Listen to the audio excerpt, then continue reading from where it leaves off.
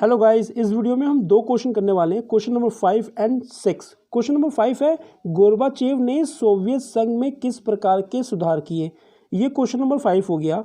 और question number 6 है भारत और रूस के संबंध बताओ। तो चलिए स्टार्ट करते हैं। मैं दीपक सिन्हा और आप लोग देख रहे हैं स्टडी नमः। क्वेश्चन नंबर 5 फिर से रिपीट कर रहा हूँ, गोर्बाचेव ने सोवियत संघ में किस प्रकार के सुधार किए। आंसर ध्यान से समझना। गोर्बाचेव 1980 में वहां की साम्यवादी पार्टी के महासचिव बने। कब? 1980 में। और तत्पश्चात उन्हें राष्ट्रपति बनने का अवसर मिला।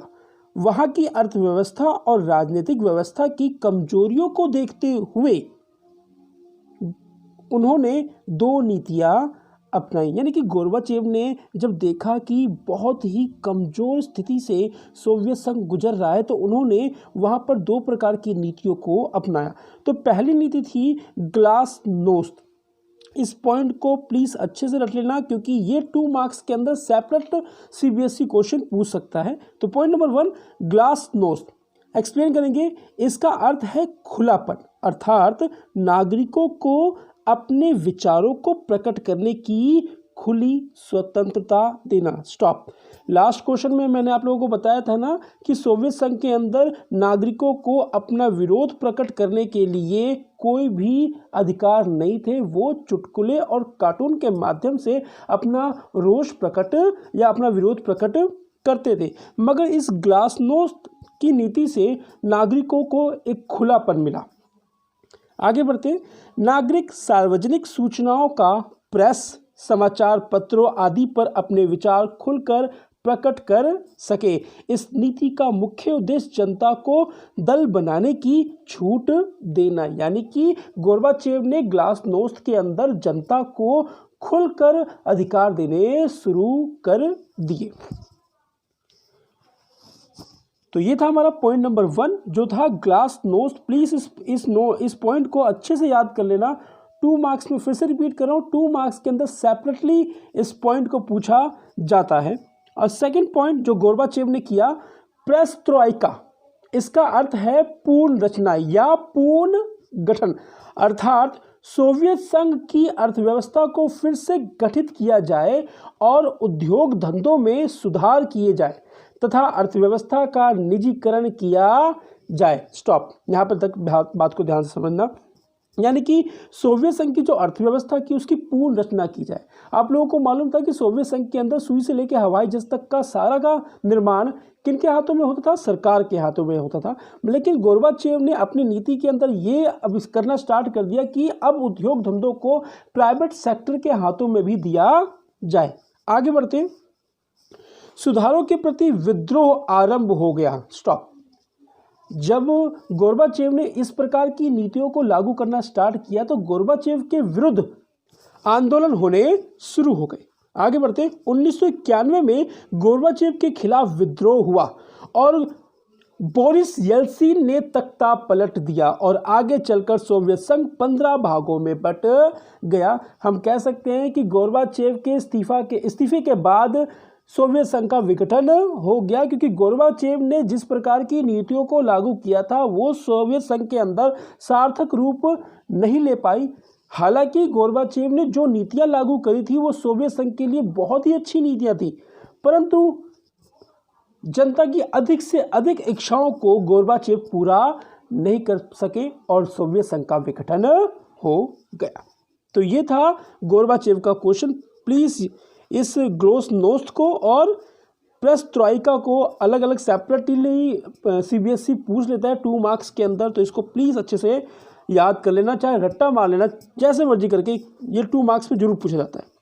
अब करते हैं क्वेश्चन नंबर 6। क्वेश्चन नंबर 6 है भारत और रूस के संबंध बताओ। इंटरेस्टिंग है और बहुत ही इजी लैंग्वेज में आपको समझ में आ जाएगा। आंसर, भारत और रूस के संबंध प्राचीन काल से ही अच्छे बने रहे हैं। भूतपूर्व सोवियत संघ के साथ भारत के आर्थिक, राजनीतिक, सांस्कृतिक संबंध प्राचीन काल में बहुत घनिष्ठ थे। जब सोवियत संघ का विघटन हुआ तो रूस उनमें से सबसे बड़े देश के रूप में उभरा। इसलिए भारत ने जो संबंध सोवियत संघ से स्थापित किए थे, आगे चलकर वैसे ही संबंध रूस से भी स्थापित किए। यानी कि सोवियत संघ के विघटन के बाद रूस एक बड़े देश के रूप में उभरा और भारत ने जो संबंध सोवियत संघ के साथ रखे थे, सेम संबंध रूस के साथ भारत ने रखे। इसके कुछ पॉइंट है। पॉइंट नंबर 1, 1994 में भारत और रूस में 9 समझौते हुए। पॉइंट नंबर 2, दोनों देशों में सांस्कृतिक संबंध स्थापित हुए। भारतीय फिल्मों के अनेक नायक जैसे अमिताभ बच्चन, राजकुमार वहां पसंद किए जाते हैं। रूस के अंदर अगर देखा जाए तो राजकुमार और अमिताभ बच्चन पसंद किए जाते हैं। राजकुमार और अमिताभ बच्चन के जो गाने हैं वहां पर फेमस हैं। पॉइंट नंबर 3, दोनों देश चाहते हैं कि बहुध्रुवीय विश्व की स्थापना हो। बहुध्रुवीय एक्सप्लेन करूंगा अभी बाद में, कंप्लीट कर दूं। और विश्व में एक ध्रुवीय अर्थात अमेरिका का वर्चस्व ना हो। यानी कि रूस और भारत ये दोनों चाहते हैं कि विश्व के अंदर बहुध्रुवीय स्थिति हो, यानी कि अधिक से अधिक शक्तिशाली देश विश्व के अंदर हो। ऐसा ना हो कि पूरे विश्व के अंदर सिर्फ अमेरिका ही शक्तिशाली हो। पॉइंट नंबर 4, 2001 में भारत और रूस में 80 द्विपक्षीय समझौतों पर हस्ताक्षर हुए। क्योंकि हमारे जो रिश्ते हैं रूस के साथ प्राचीन काल से अच्छे चलते हुए आ रहे हैं और आज वर्तमान में भी कहें तो भारत और रूस के संबंध बहुत अच्छे हैं। पॉइंट नंबर 5, कश्मीर के प्रश्न पर रूस भारत का पक्ष लेता है। कारगिल युद्ध के समय रूस ने भारत का पक्ष लिया। सही बात है, कारगिल युद्ध हो, कश्मीर का मुद्दा हो, रूस ने भारत का ही साथ दिया। और ऐसा नहीं है कि भारत गलत है और फिर भी रूस साथ दे रहा है।